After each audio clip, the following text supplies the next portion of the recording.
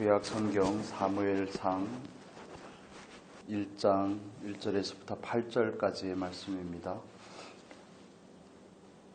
같이 읽겠습니다. 1절부터 8절입니다. 에브라임 산지 라마다임 소빔에 에브라임 사람 엘가나라 하는 자가 있으니 그는 여로함의 아들이요 엘리후의 손자요 도후의 증손이요 숲의 현손이더라. 그에게 두 아내가 있으니 하나의 이름은 한나요 하나의 이름은 보닌나라. 보닌나는 자식이 있고 한나는 무자하더라. 이 사람이 매년에 자기 성읍에서 나와서 실로에 올라가서 만군의 여호와께 경배하며 제사를 드렸는데 엘리의 두 아들 홈니와 비느하스가 여호와의 제사장으로 거기 있었더라. 엘가나가 제사를 드리는 날에는 제물의 분깃을 그 아내 보닌나와 그 모든 자녀에게 주고 한나에게는 갑절을 주니 이는 그를 사랑함이라. 그러나 여호와께서 그로 성태치 못하게 하시니 여호와께서 그로 성태치 못하게 하심으로 그 대적 분인나가 그를 심히 격동하여 번민케 하더라.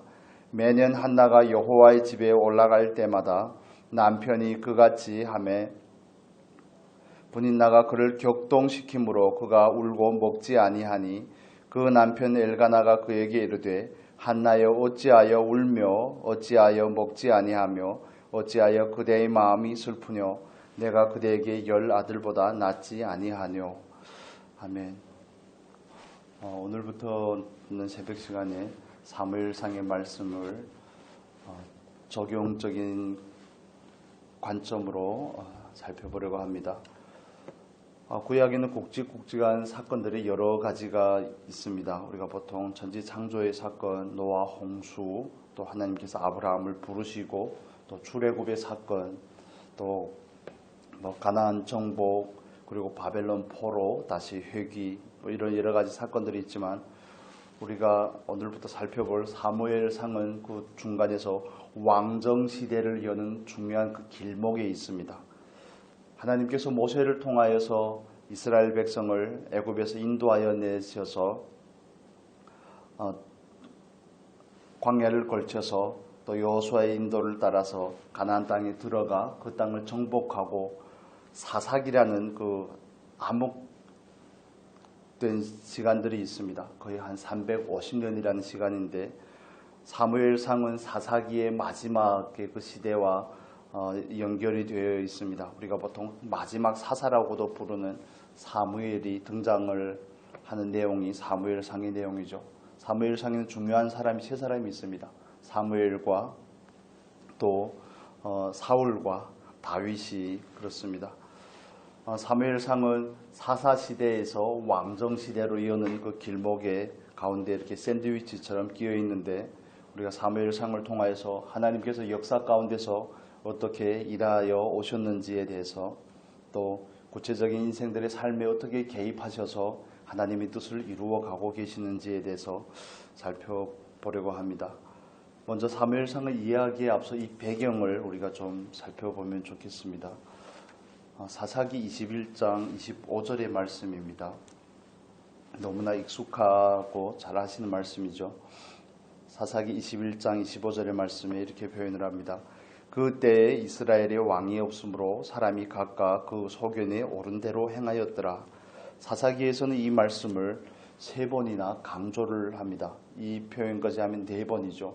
즉 그 시대에는 왕이 없으므로 사람들이 각각 자기 소견에 옳은 대로 행하였다고 이렇게 말씀을 하는데 이 말씀은 룻기의 마지막에 나오는 그 룻의 족보죠.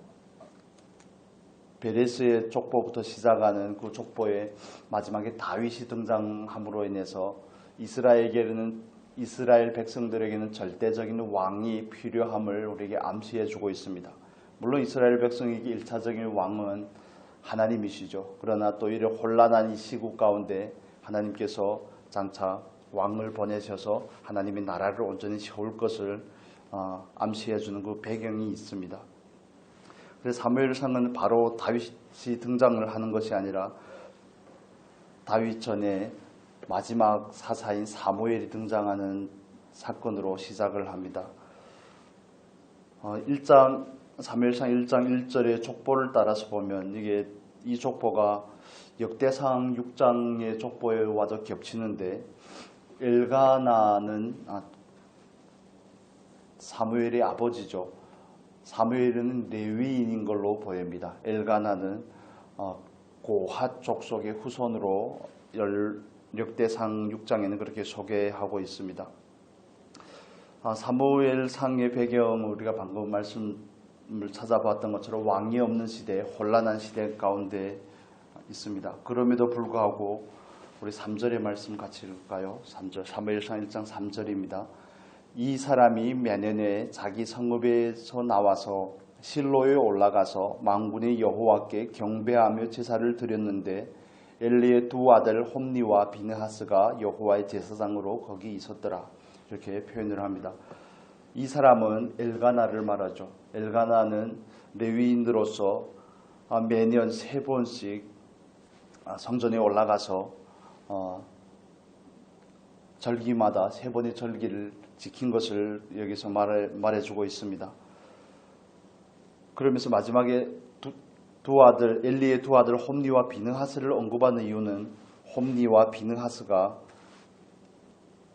2장 12절의 말씀에 보면 이렇게 나옵니다. 2장 12절부터 17절에는 홈니와 비느하스에 대한 소개를 하는데 2장 12절 같이 읽겠습니다. 엘리의 아들들은 불량자라 여호와를 알지 아니하더라. 시국이 어떻게 돌아가든지 다른 사람들이 하나님을 알든지 알지 못하든지 사사기 마지막에 나오는 것처럼 제사장이 레위인이 얼마나 타락을 하고 제사장이 얼마나 타락을 했든지 또 그때 당시에 대제사장이 엘리와 그 아들 제사장들인 홈니와 비느하스가 하나님도 알지 못하고 제물을 먼저 갈취하고 성막에서 섬기는 여인들을 범하고 하는 이런 성적인 타락과 모든 이런 타락한 상황 가운데서도 엘가나는 매년 하나님의 말씀을 따라서 변함없이 그 신앙을 지킨 모습을 우리가 찾아볼 수 있습니다.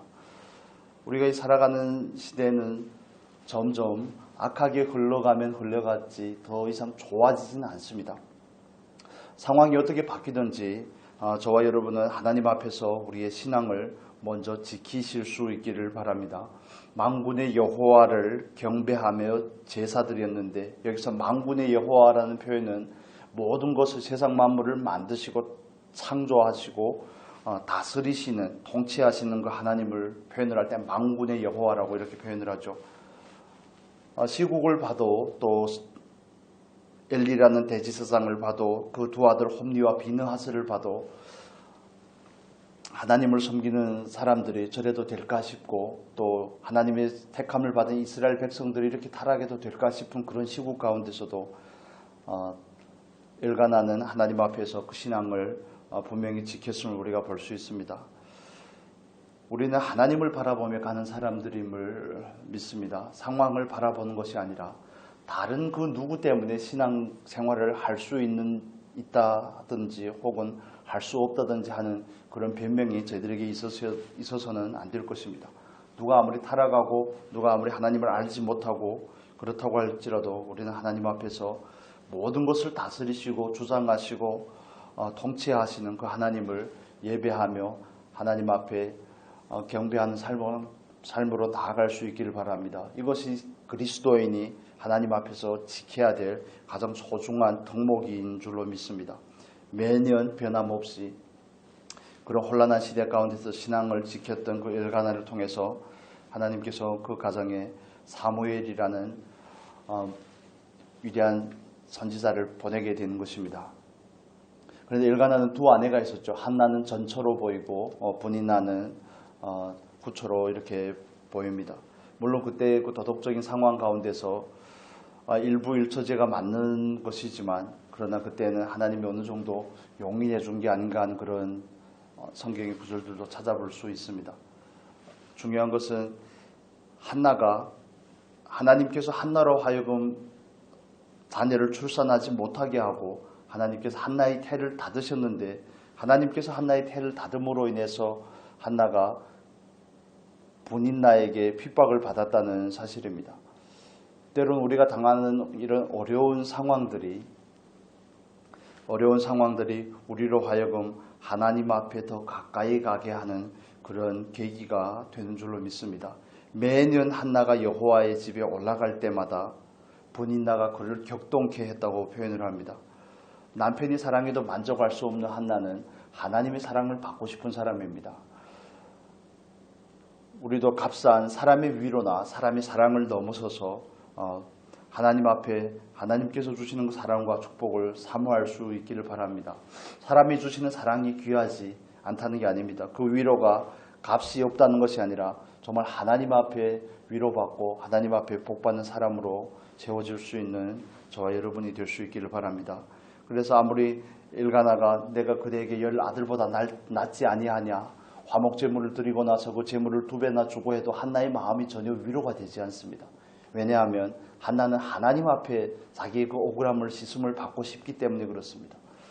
어찌 보면 분인나가 한나에게 주는, 한나를 격동시키고 괴롭게 하고 비웃고 하는 이런 모든 상황들이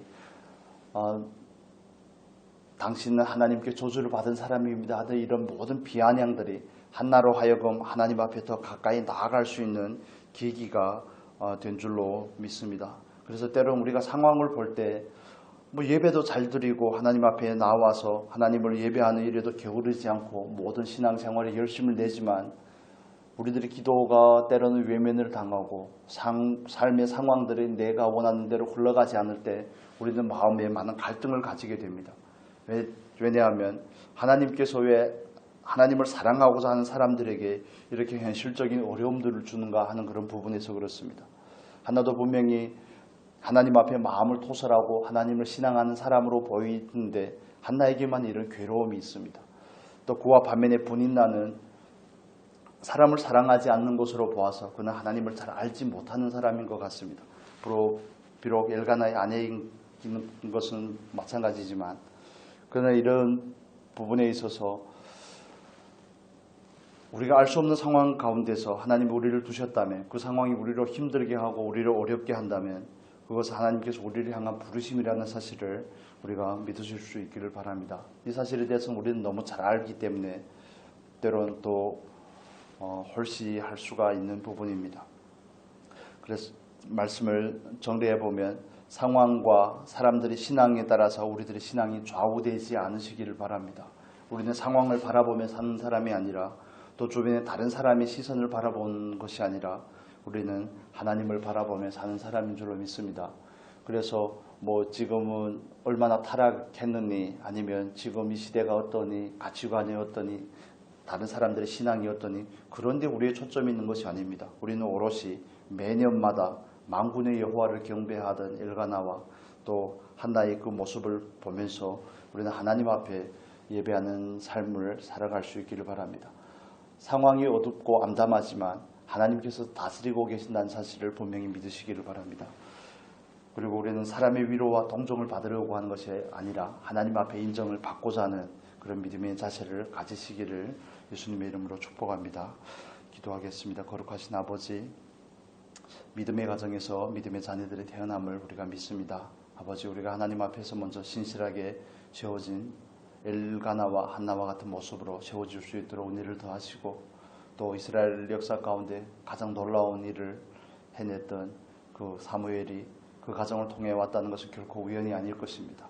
의로운 사람이라고 칭함을 받았던 요셉과 마리아를 통하여서 예수님께서 이 땅에 오셨듯이, 또 믿음이 신실했던 아브라함과 사라를 통하여서 이삭을 이 땅에 보내셨듯이, 하나님은 모든 상황과 여건을 초월하여 하나님이 일들을 이루시지만 의인들을 통해서 그 역사를 이루어가고 계심을 우리가 믿습니다. 아버지, 우리가 늘 하나님 앞에 인정되는 신앙의 삶이 되게 하시고 어떤 상황과 역경 가운데서도 하나님만을 바라볼 수 있도록 은혜를 더하여 주시옵소서.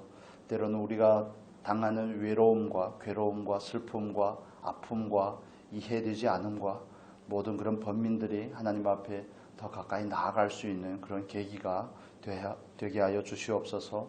오늘도 하나님만을 바라보며 나아가기 원합니다. 시간 우리가 드리는 기도를 들으시고 축복하여 주시옵소서. 응답하여 주시옵소서. 감사하며 예수님의 이름으로 기도합니다. 아멘.